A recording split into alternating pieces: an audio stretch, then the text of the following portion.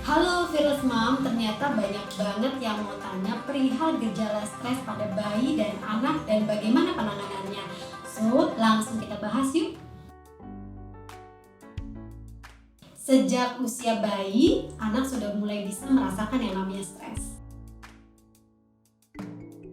Ada banyak hal yang bisa mengakibatkan bayi dan anak mengalami stres. Antara lain, pertama, anak mungkin kebutuhan fisiologisnya belum terpenuhi, kedua, anak sedang sakit, ketiga, anak merasa insecure atau merasa tidak aman dengan perawatan yang dilakukan oleh ibu atau pengasuhnya. Kemudian, orang tua yang stres atau ibu yang sedang dalam kondisi emosi negatif, ini juga bisa menularkan stres kepada anak. Lalu adanya perubahan-perubahan cuaca yang bisa terjadi, misalnya hujan, panas, dan lain sebagainya. Lalu perubahan lain yang memang kadang tidak terduga di sekitar anak. Dan yang terakhir terkait dengan genetika. Karena ada sebagian anak yang memang ambang stresnya ini rendah, tapi ada juga anak yang memiliki ambang stres yang tinggi. Ketika menghadapi stres, biasanya reaksinya tidak terlalu berlebihan. Untuk bisa mengetahui gejala stres pada anak dan bayi, kita bisa melihat dari perubahan emosi, perubahan perilaku yang tampak dalam kesehariannya.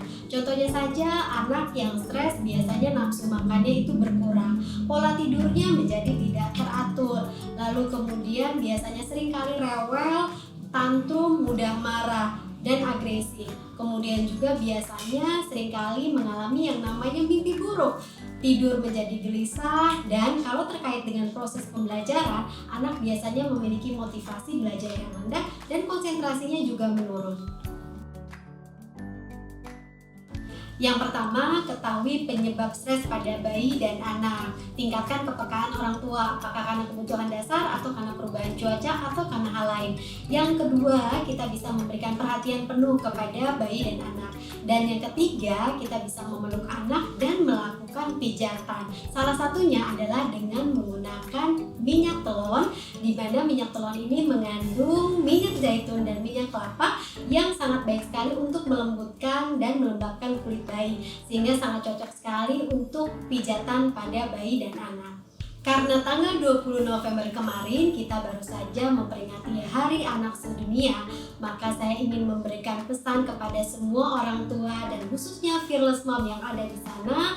Mari kita berikan hak-hak anak kita, hak kesehatan, hak pendidikan, hak kasih sayang, dan kita jadikan rumah kita sebagai rumah yang aman, rumah nyaman, dan rumah siaga.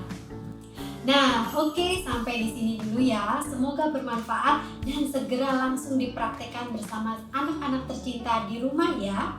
Mau tahu lebih lengkap seputar perkembangan ibu dan anak, silakan follow Facebook dan Instagram @telonlang atau kunjungi website telonlang.com. Nah, buat yang ingin bertanya, silakan tulis di kolom komentar di bawah ini. Sampai jumpa.